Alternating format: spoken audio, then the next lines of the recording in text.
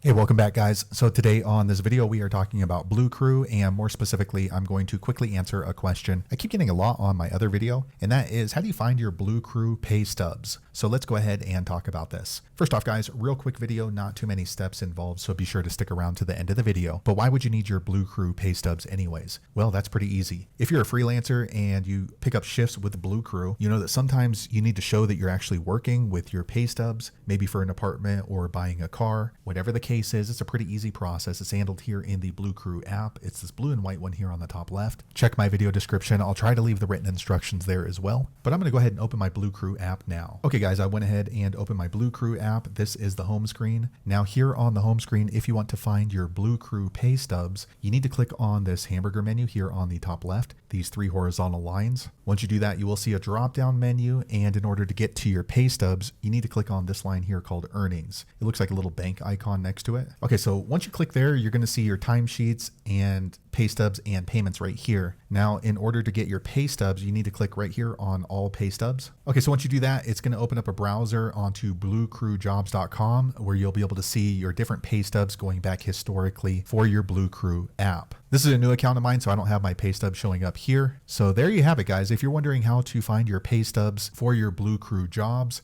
that is the easiest way I know how to find it. If you know an easier way, be sure to leave a comment below. Let the rest of us know how you did it. Hopefully you found that video useful. If so, click thumbs up, or maybe consider subscribing to my channel, and I hope to see you on the next video. Thanks again for watching.